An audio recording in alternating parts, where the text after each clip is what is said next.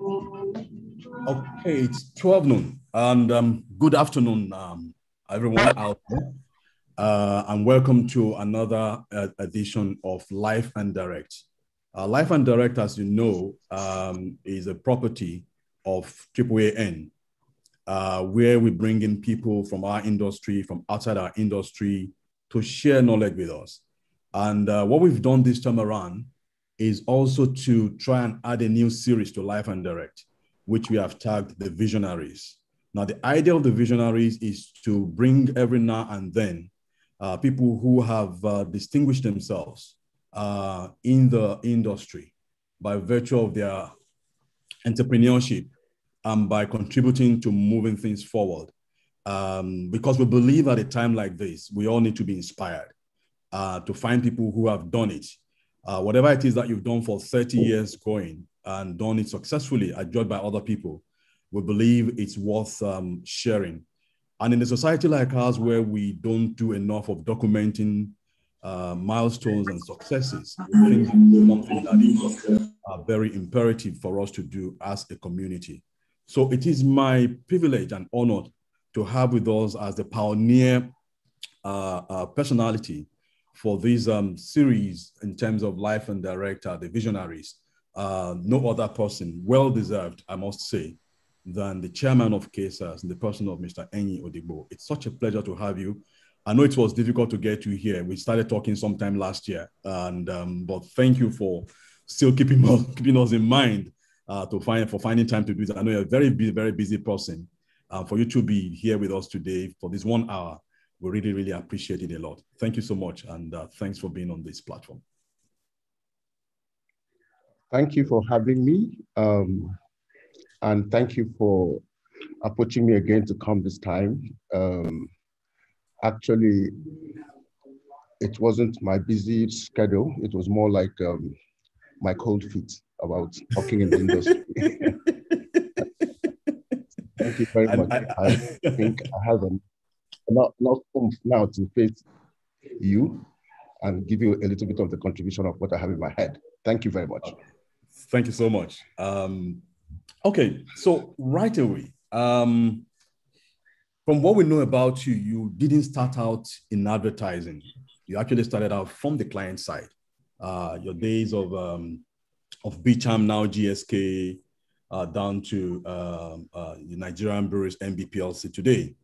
And in most instances, people hardly cross from client side to advertising. We do have only rare cases of such. So what was the reason for you then to move over to the agency side, knowing that the agency side was always to some degree on the receiving side when it comes to matters of marketing communications? What prompted you to move? Yeah, I would say it was mainly as a result of the kind of environment I found myself working in as a new manager. In Nigerian breweries, those of you who have worked there before, you will see that brand managers at that time were supposed to be pure professionals. Our job was to look for the insights. Our job was to look at the conduct research, do product development, and so on and so forth. The agency, on the other hand, were trusted as professional partners.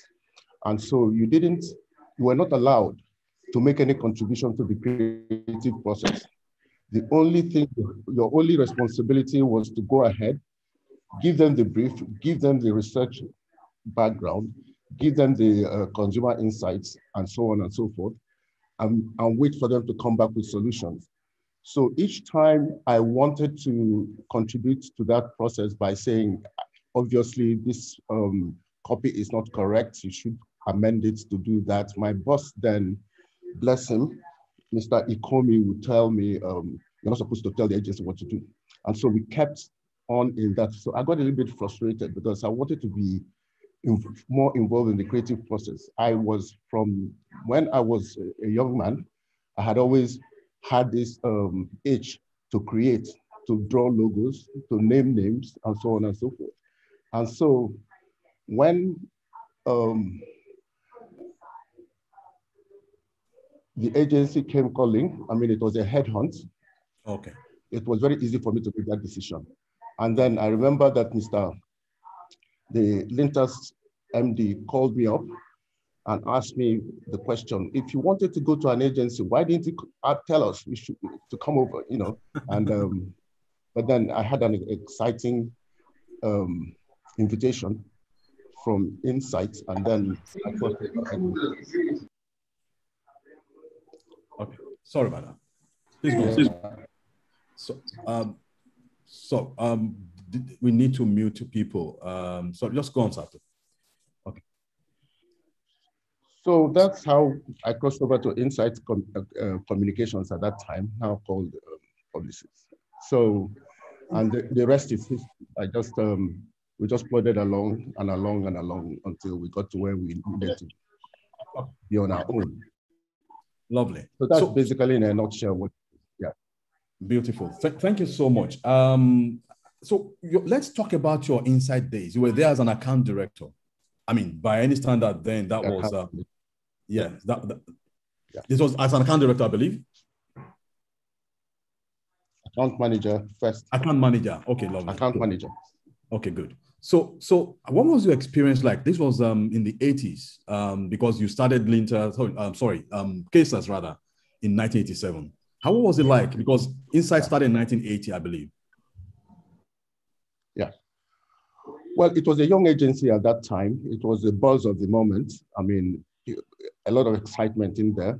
But I came from a more structured environment where things were done, planned, and delivered. So what happened was that because it was the first time they were having a brand manager, I had to bring a new perspective to the way they presented their work or to the way they delivered their work. So immediately it was like my job was heavily on business development side. In fact, Mr. Washika used to tell me in those days that if they were big enough, they could have made me a business development manager. And I get dedicated. So what I did was to bring my marketing and market knowledge to the process, and then making sure that our pitches were better presented, of better quality and value to the clients. And so winning was easier. So that was the kind of experience I had in Insight. It was also an eye-opener because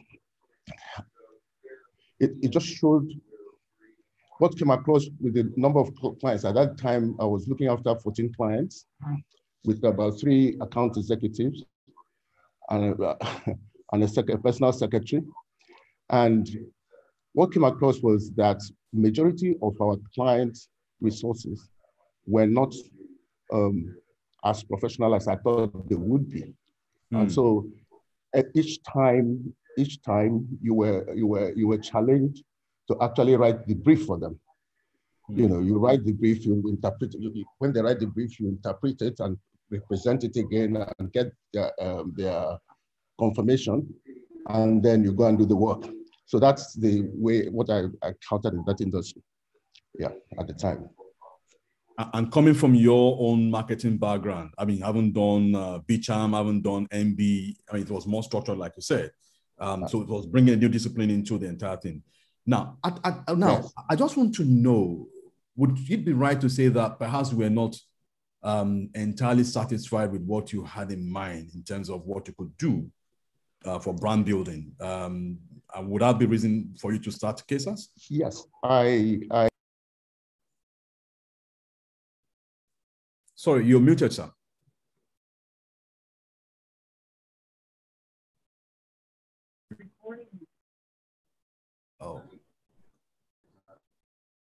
Oh. Am I coming across now? Okay, we can hear you now. Is it okay? Okay, okay, cool. Yeah. Now, let me put it this way. Yes, the way I viewed the industry at the time I was still employed was that a lot more could be done in terms of digging deep into getting to know the brands better.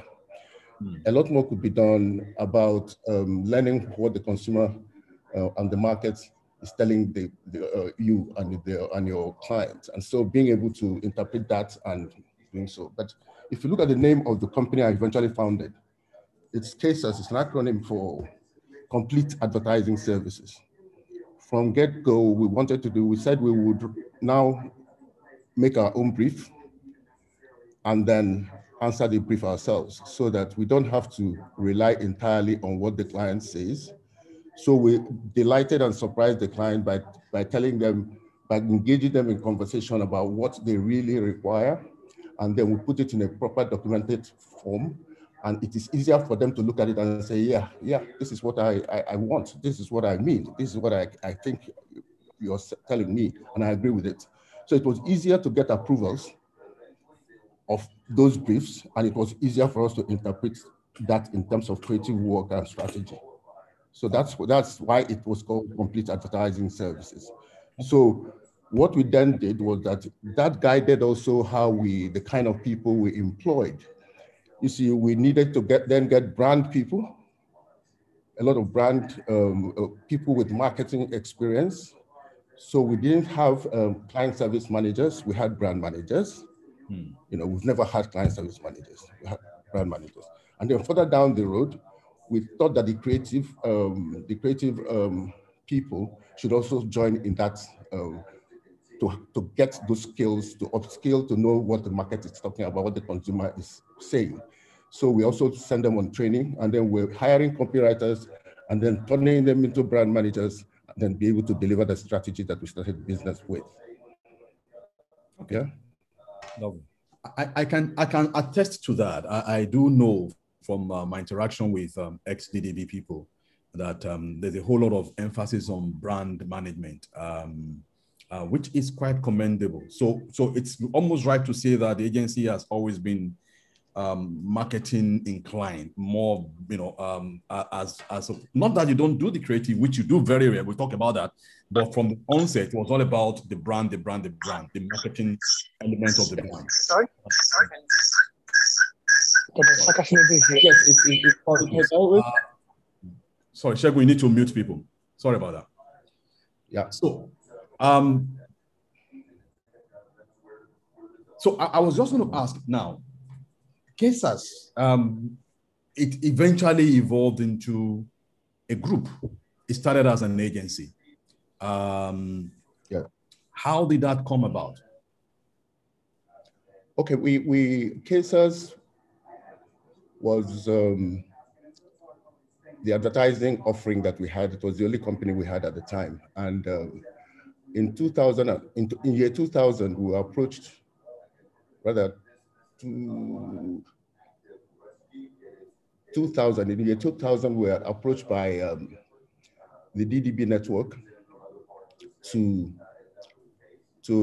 join them as an affiliate. I mean, before then, there was a loose affiliation with Publicis, and Publicis had actually given us an account called Nestle at the time, and so and McVitie's biscuits, and so we were working on those things. So it was very difficult for us to make that crossover to Insight, and to DDB.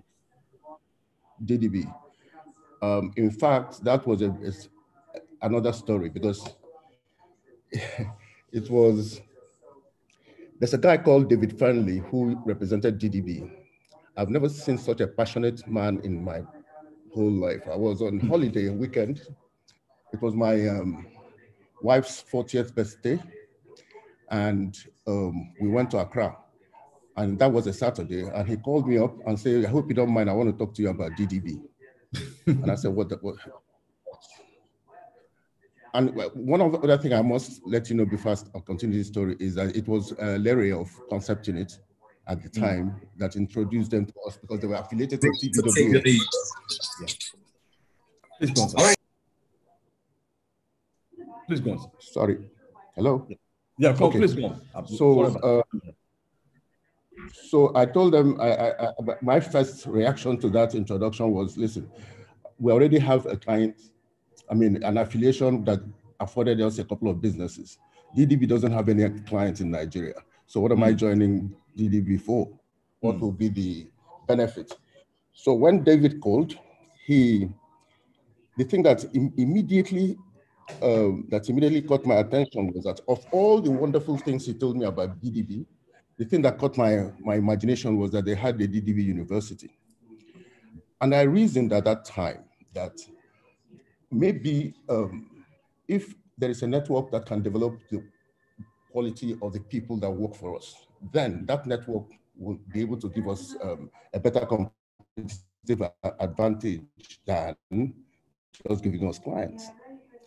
So it was a decision. I mean, I looked at it from a long-term point of view, and I said, this is a gold mine. If we can get a network that will upskill my people, then I don't think we'll be unassailable in what we do. So that's how the decision was made. So we became DDB cases. Okay. Then there was a brand refresh where the guys, where DDB now had to identify you with the town you operated in. So it became DDB Lagos and so on and so forth. So then when we started having, getting things like media companies and other kind of businesses, we just branded our holding company cases. Just, that's how it evolved really. Okay. Interesting. Now, I'm just trying to track back a little bit. If I look at DDB as in, the beginning of DDB, the golden years of advertising, big creative revolution. Did you see any alignment in terms of the vision driving cases hitherto and the DDB network, and beyond the lure of people getting access to training and all that? I mean, because DDB was known for its creative revolution, with Bill Bembach and the rest of them. Did you see anything, aligning with your vision of cases? Yeah, let me tell you, for the benefit of those of us on this program, one of my fundamental beliefs is that if you want to do anything, be pure about it. Just be pure play is better. You don't go half and half. There's no Nigerian way of doing agency business. Good is good. So DDB was an excellent network. And still is. So we embraced all of the Bill Bembach philosophy. We ate, drank, slept Bill Bembach. I mean, it was not, the freedoms of DDB were espoused in our DNA. It was entrenched with everything that DDB would do was part of our anthem. So it wasn't that kind of okay, we have the affiliation, they'll give us business, we do that, we do this. No, we were pure play DDB. So it was, and I think it served us very well, because you must believe in something completely to be able to. I mean, if something doesn't cost you, then you won't value it. You know what I mean? Yes. I'm so sorry. Interference. Please go on. Okay. So that's the way we approach the business. So it was very easy for us to drop the Caesars moniker and say we are DDB, we are DDB, we are DDB. Yeah. So and that has served us very, very well. Yeah. Good. Okay. So let's move on. I must say to some people here will probably agree with me. And I've seen that even in organizing this, getting you to be on this, that your personal characteristic, your trait, has reflected so much even on the organization, CASAS in general and DDB particularly. You come across as being understated in your achievement. I mean, I must say that from afar, you're one of those people in the industry I respect a whole lot. And when I meet people who have been at DDB, I do have one or two of the ex-DDB people with me. I can see, what you're talking about. I say that because, for instance, you were the first Nigerian agency to win an international award in recent times in terms of the first Epica, I believe, and even the first Luries, for Nigeria. But you hardly hear about DDB out there, so is that deliberate? Is that part of the DNA? I mean, Shegun, who organizes this with me, he had actually written something calling you the Enigma. I stepped it down for the integrator. But I know where it's coming from, that you can feel Mr. Odigbo, but you can't see him. Well, that's really a weakness for my training and upbringing. The profession we are in is such that we are we are charged with promoting brands. We are charged with promoting our clients, services, products, and so on and so forth. The way I was trained was that you don't compete with the brands you promote. So I don't want to compete on the same pages of the newspaper with the brands that I'm promoting. I'd rather promote the brand. So I'm not comfortable doing that. You understand? So maybe from my body language, people who work with me also adopted this bad habit of not promoting the business the way it should be promoted. You know? We don't make noise. Not that it's the best to do. We should make noise when we should, but then the caveat there is that we don't want to compete with our brands or products that we serve. So that's basically the reason why most of the businesses that we run are kind of quaint and, you know, understated. Yeah. Lovely, lovely. Thank you so much. Just to let people know that midway into this, we will be taking questions which you can type into the chat box, and maybe we'll allow one or two people to talk if we have the time. But in the meantime, just send your questions into the chat box as we go along. Thank you once again, and it's been, for me, very revealing as we expected this to be. I want to just ask you, at what point would you say you had a turning point, a real breakthrough, that you could say, yeah, that vision that we had XY years ago, 1987, now we're living that vision. Now we've made that breakthrough as a group?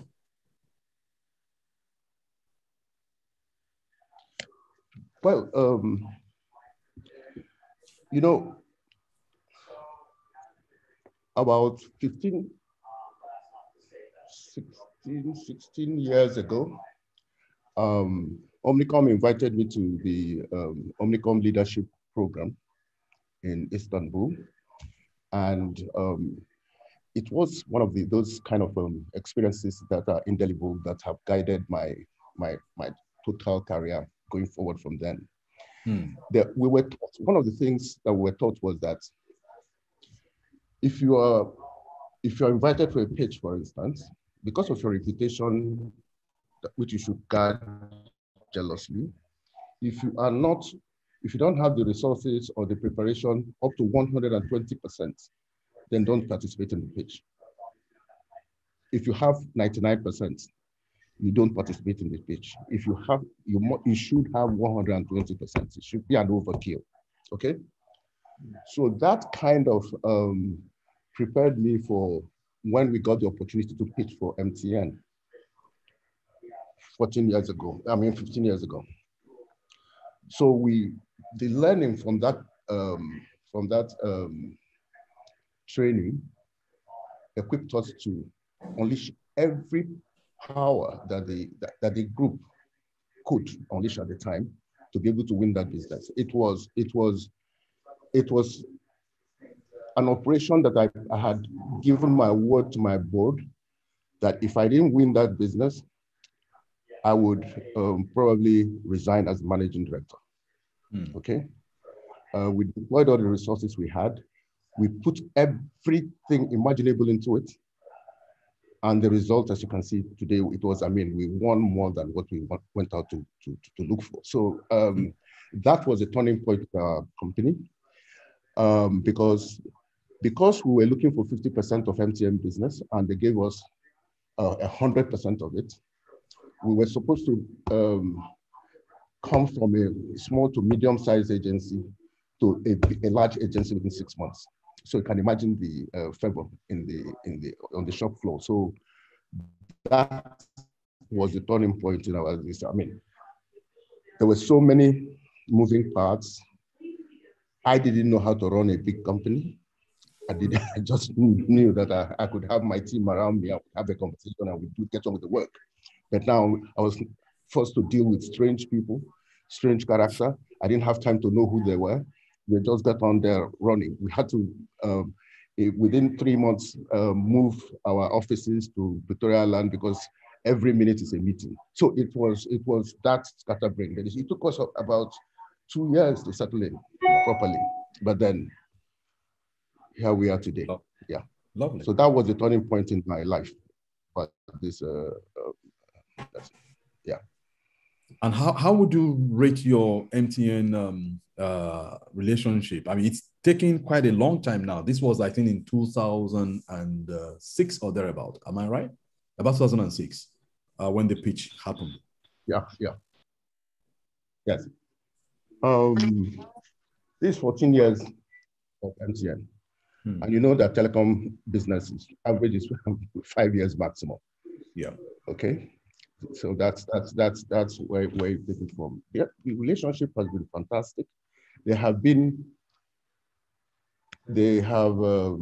actually gave us the opportunity to be a better agency. They gave us the opportunity to explore geographies. We actually, our strategy going forward, because of the kind of client we had, we needed to make sure that we engage them at all levels of engagement. And signs of what has happened over the time. I mean, the brand has grown. We are still there. We just won the last pitch. I mean, just on the verge of a 3-year contract. So it's been a fantastic relationship, and I think the client has come to trust us as very, very, very, very valuable partners. Okay. Yeah. Well, can we just talk a little about that? Sorry, sir. I still on MTN. Yeah. I know that you started out as the agency on MTN. Like you said, you aimed for 50%. I mean, I was working for TBWA there, I'm sure you remember. And you got 100% of it. But that's history. Yes, I knew you were going to. No, I don't want to go back in time. I'm moving forward. So you've moved on from having 100% of it, but now you shared with 2 other agencies.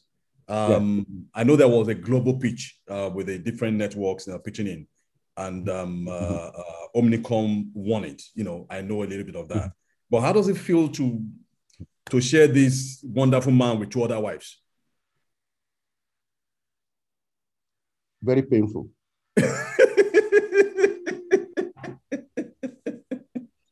Very painful. You know, it's just to explain that Omnicom, you know, of course, you know, TBWA is the other agency in the group, and then BBD also. When Omnicom was asked to pitch, they decided to appoint the TBWA network as the lead agency for that pitch. Because the idea was, we're not going to invite any network. We're going to invite the group companies, the holding companies, and they can put together the team to work on the brand. So they asked TBWA to lead because DDB in Johannesburg had a conflict position. Okay. And so they thought that TBWA would be a better lead for that exercise. So they did. And as you know, how these things emerged. When we eventually won it, there was an agreement about how to delineate responsibilities and so on and so forth. Of course, the normal land grab between agencies will happen, and then we settled to what we are settled today. So when I say painful, I mean it, because what it is that you have to also deal with the style and the vision of your partners, because you're producing the same work. What they do affect your reputation. What we do affect theirs, and so it's a big it's a big management issue. Yeah, but they came up with this peculiar management system of an SPV, which is supposed to also coordinate the 3 agencies. How does that work? I mean, it's the first time I'm hearing about that. I mean, I'd just like to be enlightened. Does it really work well in terms of the three agencies working together? Yeah, I mean, it was a child of necessity. I mean, you know, if you know, MTN exists in different countries. You understand? Yes. And TBWA does not exist in all the countries they do. So what then happened was that if you look at our own footprint, we are present in 6 countries in West and Central Africa. And those countries were operational companies of MTN. In fact, those companies were set up by Mawal Group, from whom we bought that network. Yes. So it was a little bit difficult for TBWA, which was the lead agency, to establish rapidly and quickly in all those countries. So we had an advantage. We had an advantage, and we're like the original wife, and then new wives have come now. So we are. You have all the old tricks. We were there already, but then in Nigeria, it was also difficult for the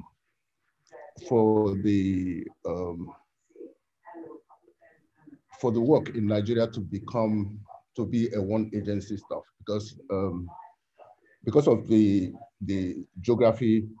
strategic geography locations of DDB, and also our experience on the brand. Remember, most telecom companies are always in a hurry.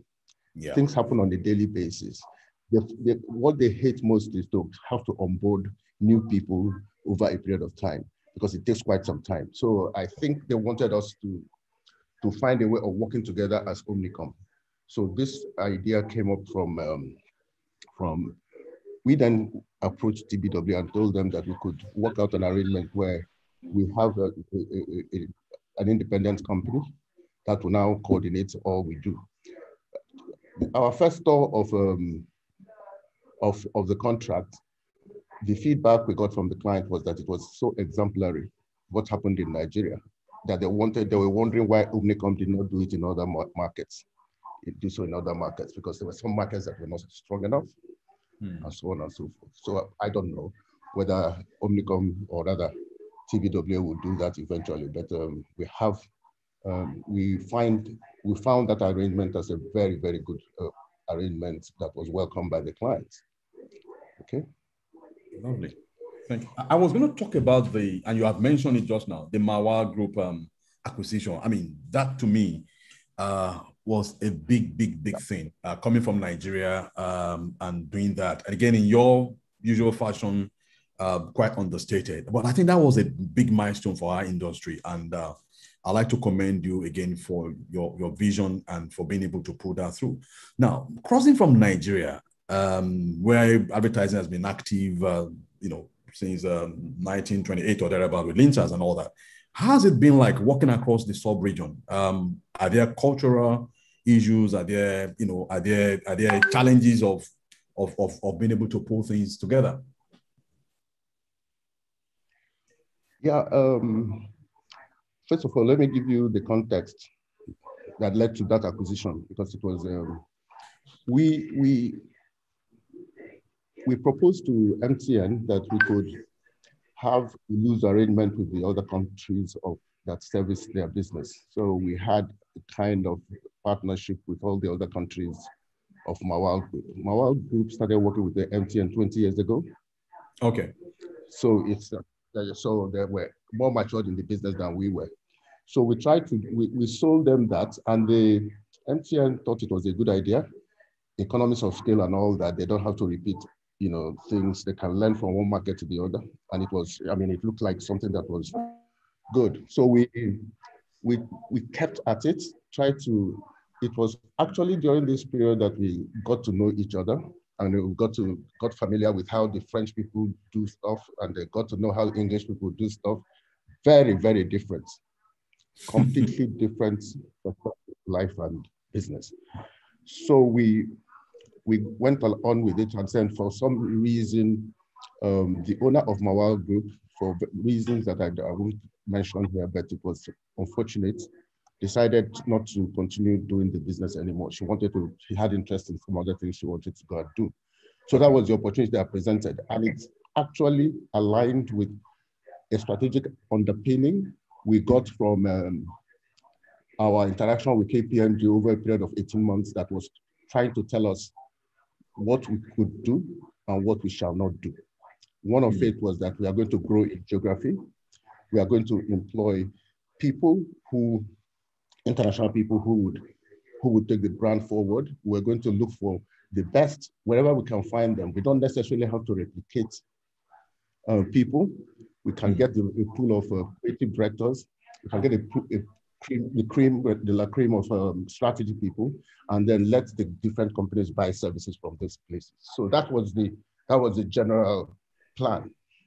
So now coming back to your question, when the opportunity presented itself, we did the deal, but by this time my relationship with the owner of MW, Mawal Group, had been, I mean, we had come to trust each other.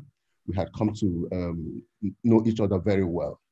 So I asked her, and she was gracious enough to accept a seat on our board, on KSL's board, if anything, to give us some, some overview of the business she had owned all this time. So that's what we did. And then there was also another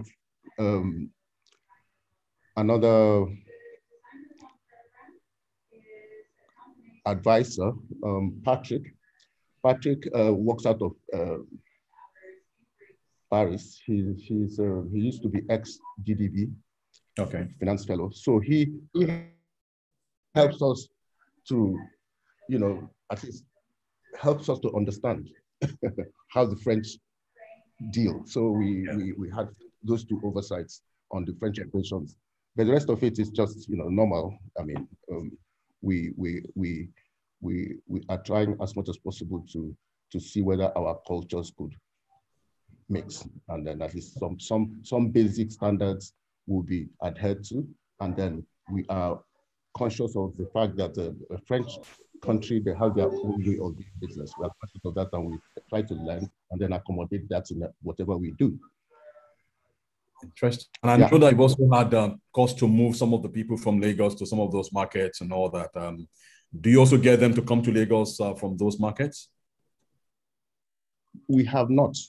We have not done so, but it is our intention to do so. I mean, it's in fact, that should be the rhythm that we should get into. I mean, people should be able to walk across everywhere. Different markets. So we have sent some people.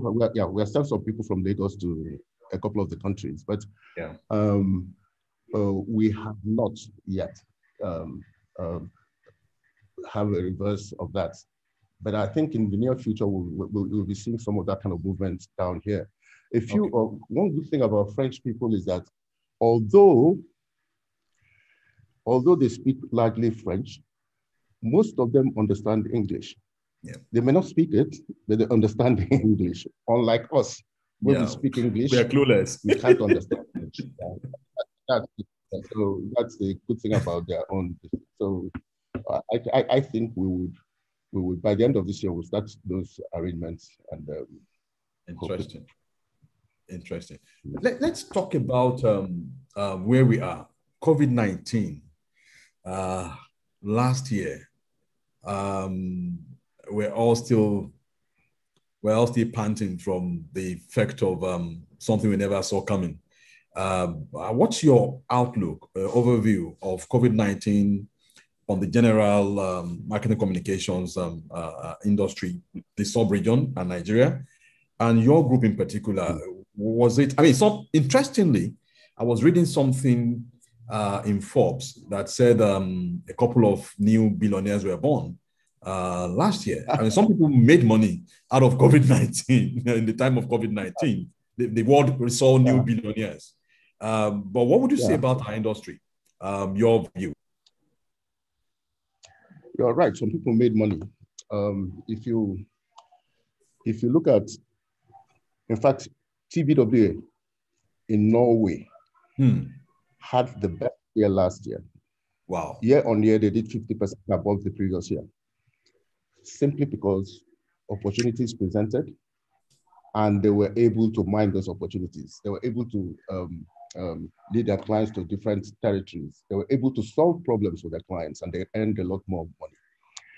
The thing about our industry is that we need to be agile. We need to pivot. We need to change. We need to learn. We need to listen. I mean, unless we do all these things, whether it is a pandemic period or not, we will never be able to make progress. The thing is,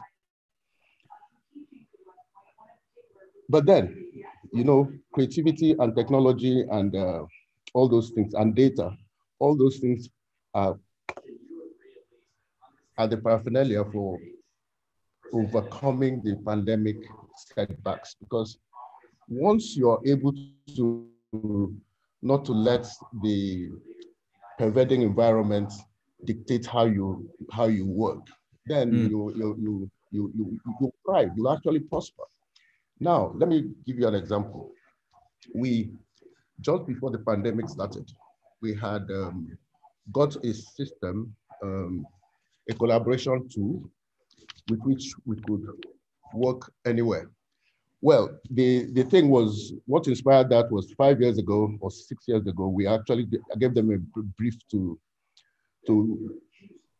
look for that kind of collaboration platform, because we needed to work with the other countries. I needed to know what they were doing in Cote d'Ivoire. I needed to know what they were doing in Benin and so on, and Congo. So we were looking actively for those things. And just before the pandemic in 2019, third quarter of 2019, we found something we thought we could use.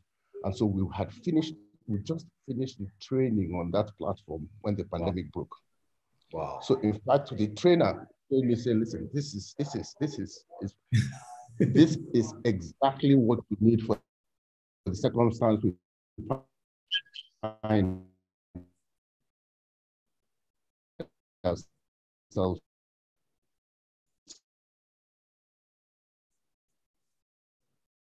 Everybody in the network. We wanted everybody to boil at the same time. We wanted accountability. We wanted our processes to be better. So that system was now put to test during the pandemic. But then, like every new thing, we had very, very big teething problems, because you had to get people to comply, log in time, do their work on the system. And what compounded it was that because we're not having physical interaction with the people we work with, so it was difficult also to get them, to inspire them the way you would normally inspire them to do that. So we struggled so much, even with the real downside to that was that here we have a solution. We are not able to use it the way we would have loved to do it. If we were able to meet to use the platform we had already acquired, I'm telling you, we might have had a better year last year than the previous year. That's what I think.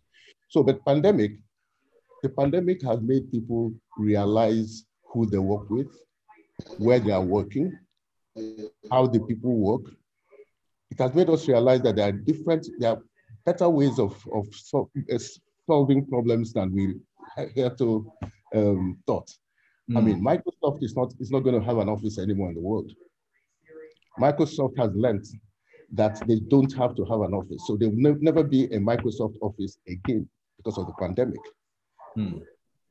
And that is even on point, because if they are the people manufacturing, or rather developing the collaboration tools that make people have meetings, so why would you now have an office?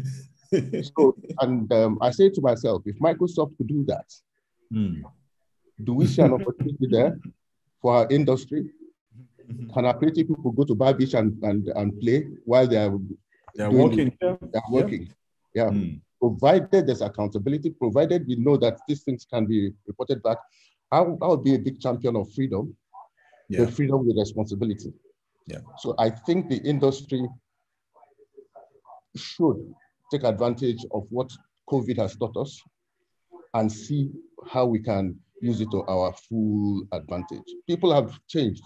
Yeah. The world has changed. People have changed completely. Yep. The people before now, usership of screens, phones, all those kind of things were far below what it is now. You know, I mean, I don't know whether 2 years ago I could be able to log into Zoom and have a conversation like this. But then there we are. We are now where technology and real life have come together in a beautiful way. So I think there is a very good future for advertising, provided we stimulate those the DNA, our creative DNA, to make sure we take advantage of the things that present themselves. Yeah. Interesting. I mean, that's a very good point. I mean, I told people at the beginning that COVID-19 forced us to do in about a month what probably would have taken us 4 years or so to accomplish. Given a choice, most of us will still hold back. And I think what is at play now is the need for flexibility when it comes to working. I feel more comfortable working from home, I mean, as a person, and I've done more from home than I would do, sitting in the office. I have less people coming to me to say, sign this, sign that, and I can focus on other things, which I think is a great plus for productivity. I want to talk about two key things before we wrap this up. I still don't have people sending questions, apart from somebody who gave a very interesting joke about Microsoft. Like the only office they have now is Microsoft Office. I think that's very good. Coming from Afolabi Fadashi, I agree with you. The one they've always had is Microsoft Office, and that stays as the office. Good. Okay. We had some reform in the industry, AppCon, over 5-6 years or so ago, the AppCon reform. And one key part of that reform, if I remember very well, was the issue of ownership, in terms of foreigners not having more than 25% in Nigerian agencies. In your assessment, has that really helped the industry to move forward? Or is there a need for us to revisit that in terms of allowing for foreign participation, equity participation at a level that can probably bring more resources and more opportunities to learn for our industry? I mean, I'd like to hear from you, sir. Okay. I think what we should be aware of is that the world is moving forward to borderless environments. I don't think we should silo ourselves from what is happening in the world. I'm the wrong person to ask this question because I'm an internationalist. I believe that the world is just one environment. Nigeria is not different from UK. UK is not different from America. There are basic truths about how we operate, what we do. And if the nationalistic stance of that ownership of why is it 25%? Why is it not 10%? Why is it not 1%? I mean, so those, just to put those things there, I don't know what thought process went through it. I tell you, I didn't do too much of diligence on that thing. It kind of scared away my principals. Some of them wanted to have a significant minority in the business, but it was one of those things that, I mean, it looks as if our industry embraced it, they wanted it, or they wanted to have it that way. But left to me, I don't think there should be restrictions about where people invest money or who they partner with or what they do with each other. I mean, I don't think it doesn't hurt you. If anything, it doesn't hurt you. If I'm going to get foreign participation in my agency and then it brings in capital and then we develop the vision, we hire more people, we win more businesses, we do that, I think that is progress. But if you're trying to limit my relationship with people who are desirous of crossing the shores, then it's a little bit, it's just like my going to Cameroon and they tell me that I can't invest in Mawal Group. Yeah. I mean, look at that. That's what it is. Yeah. That's what it means. So I go to Mawal Group to invest, to buy the agency. I take it 100%, and then somebody wants to come and take some part of my business here in Nigeria, I say it can't take more than 25%. So the logic is a little bit. It even goes against the spirit of ECOWAS, you know, if you Yes. look at it from the regional point of view. Yeah. Yeah. So it's, I think it is something that we may want to revisit at some time. I mean, there might have been reasons why that came up, but I'm sure that by now, having lived under those conditions, it is only sensible that we revisit and see whether it is something we can reconsider. Yeah. Okay. Okay, let me take a question or two from our audience. And there's one from, of course, somebody who works with you. I know very well, Jonathan Oyebebutu.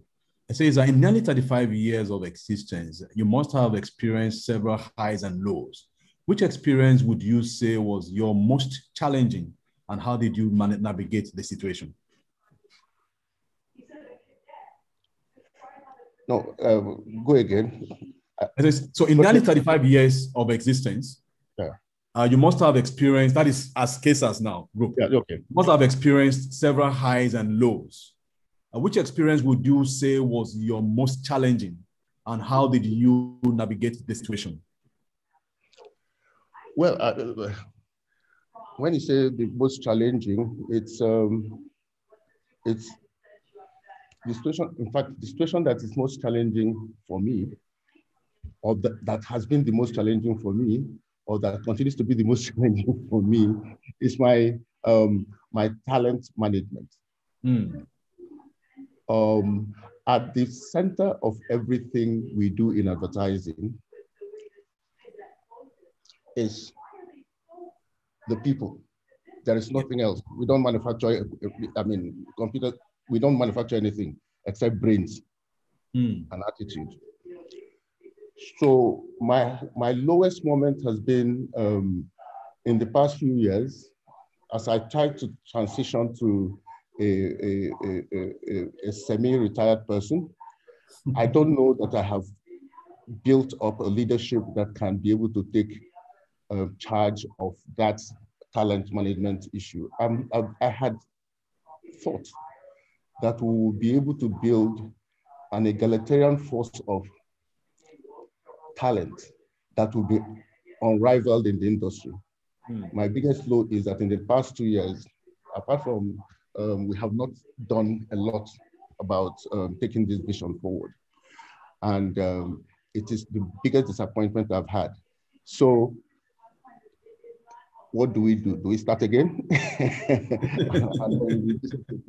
But I think my biggest worry about the business we do is that we have not managed to have a talent strategy that will attract and retain the best people in this industry. Wow. Coming from you, I mean, that is cause for introspection rather, because I know you put such a huge premium on people, training people, exposing people, and I was going to ask that as my last question, issue of succession planning. But before then, let me take a question from Colin Farmer, who is asking, which areas do you think the market will demand agencies to focus on in the future? And I think on the back of that question, I know you are a very big fan of digital transformation. So I'd just like to add that to that question to broaden it a little bit. Okay, I think one of the networks that we have did something recently. For the first time, they had a chief data officer. You know, they appointed about a month ago, 2 months ago. And that kind of puts it, states where the attention is.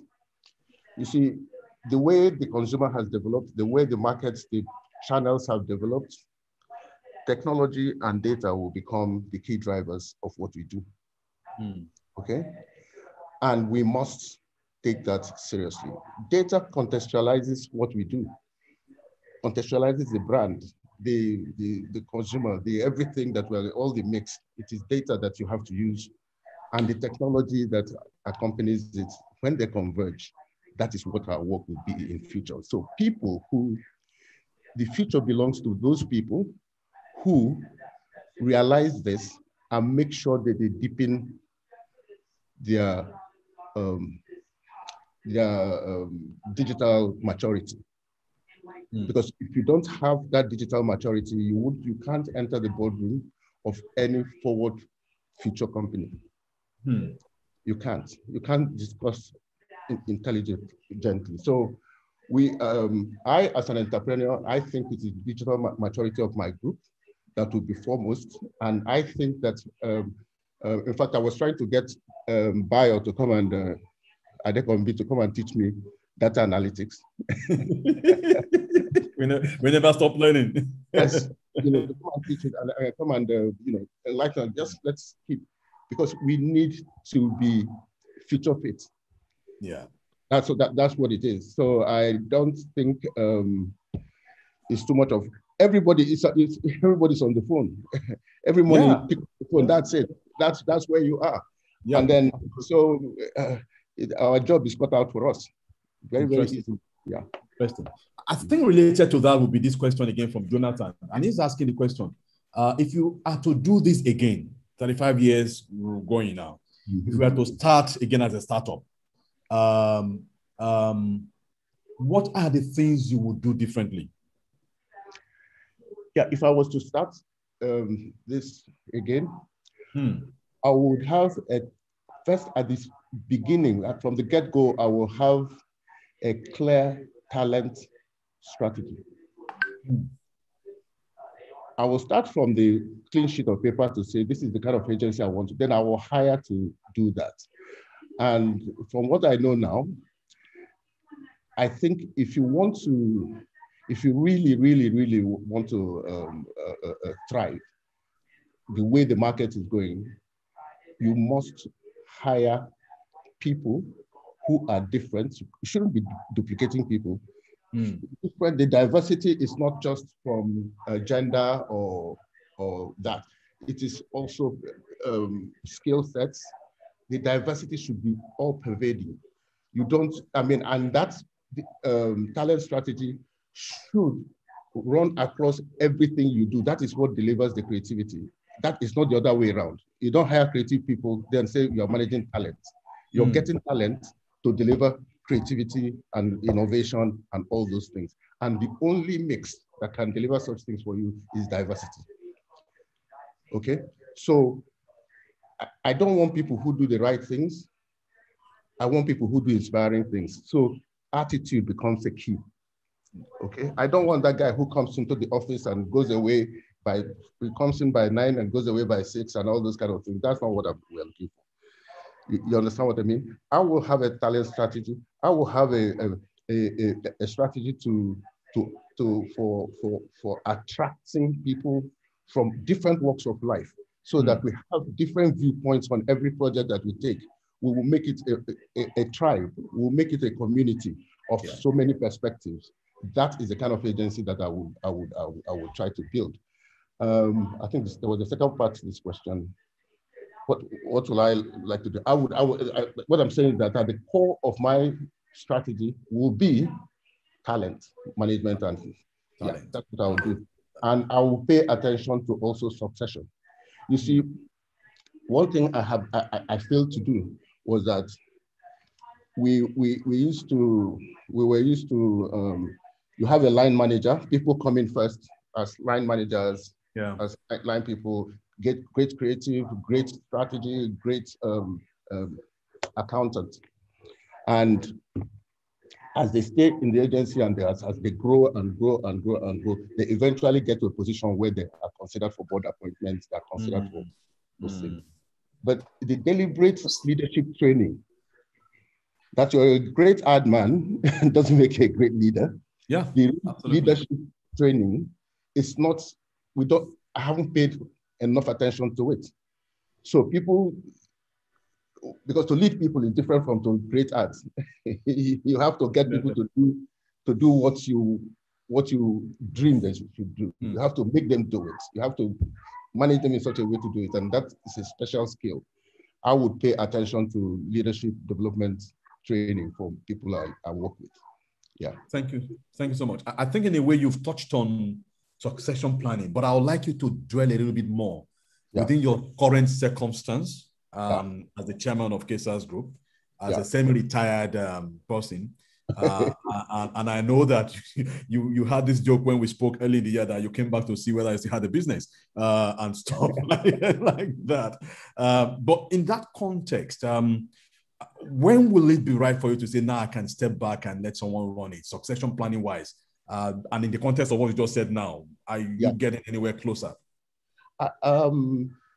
Not, well, when you say succession, if it is succeeding me as chairman of KSAS, well, somebody has to tempt me, give me some money. But in terms of, I have a crop of very good guys, okay? Up to the extent, I have a crop of very good guys, very, very passionate, very, very, persistent people. But like I said, if you ask me whether they are ready to take leadership to the level I would dream for, not quite. And like I said, it's my fault completely. So when I realized that during the pandemic and a year before that and all those kind of things, when I realized that, I said, okay, let me recalibrate and start deliberately trying to do what I did not do. Let me fill the gaps. Okay. Colin, who just asked the question, is an interim MD of BBDO. And he's also the talent and coaching president for the BBDO Middle East and Africa. Okay, so that is one of the programs we want to start. Getting people to learn to be leaders. Yeah, getting people to learn to be leaders. That's an indication of what we are doing. But I think we'll be ready to have the kind of crop of leadership in the next 2 to 3 years. Yeah. Thank you so much. If you have any parting words, anything you would like to say, especially to the young people listening to you, who also have, because the visionaries now, anything you want to say to them? Well, apart from asking you that that I want the best and brightest from your pool of people, anybody you have my. But do you still want to buy Noah's Ark, sir? No, remember, I told you I wanted to buy. You know what that? You know what? Do you know what that was? No. And you told me that how many dollars will I give you? Yes, I remember that. And unknown to you, I wanted to buy you. Me? You were who I wanted to buy, not the company, because it was the person who did this. I think for the younger people, there is always this. The way the world is moving, there are so many opportunities and so many things are happening too fast. The fintech companies, all those things, everybody is buzzing. People are no longer paying attention to our crafts. How do I make money? There is something I always say to people who I know, is that you have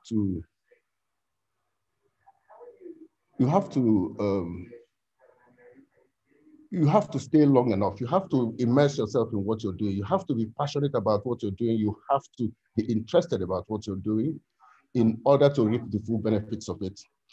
If you're just passing go, you will never reap the full benefits. You have to be persistent. You have to be passionate. You have to be, you have to be in it.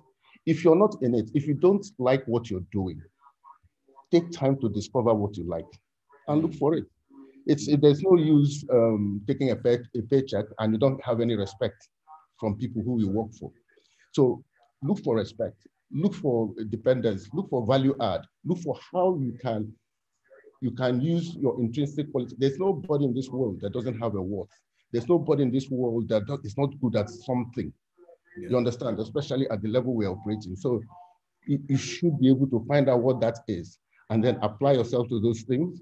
Apply yourself, find a way to it. You can even, you read about it, look for people, read biographies, just dig deep. You will discover yourself. Young people are great people. They are born in this era where things are happening so fast. Time is measured in milliseconds, and they are multitasking. They are using so many things and doing this stuff. So there's opportunity. There's very big opportunity for people to thrive. So please do a self-examination, ask yourself questions, introspection, reflection, and then ask yourself, is this what I like to do? And find that thing you really want to do. That's all I have to say. Thank you very much. Thank you so, so much. I believe I speak for everybody on this platform that you've impacted so much knowledge. Thank you for going down memory lane and also taking us to the future. So I'd like to thank you for that. So there was no need for your code fit, sir. I'm sure you've enjoyed it as well. Yeah. So I have broken the ice. I will start talking. Yes, please do. We want to hear from you. And maybe you write a book at the end of the day. We need that to document these thoughts, so that people coming from later on can learn from what you've gone through. But thank you so much, and congratulations to the KSAS group for the wonderful things you've done. And like I said, I respect you a lot as a person, as a group from outside, and I can only wish you the very best going forward in all your ventures across the sub-region. Thank you, sir. Lanre, keep doing what you're doing. Keep doing what you're doing. I have some very good fond comments from the MD and regional director for Middle East and Africa about your company. Thank you. Apparently, he met you sometime. Yes. So he keeps asking about you. Yes. Keep doing what you're doing. You're doing very well. Thank you, sir. We admire what you're doing with your people. Thank you. Thank you, sir. Thank you so much, sir. So thank you, everybody. This is where we bring it to an end, Live and Direct, the Visionaries series with Mr. Enyi Odigbo of the KSAS Group. Thank you so much, and look forward to seeing you all sometime next month. Thank you. Have a nice weekend. You too.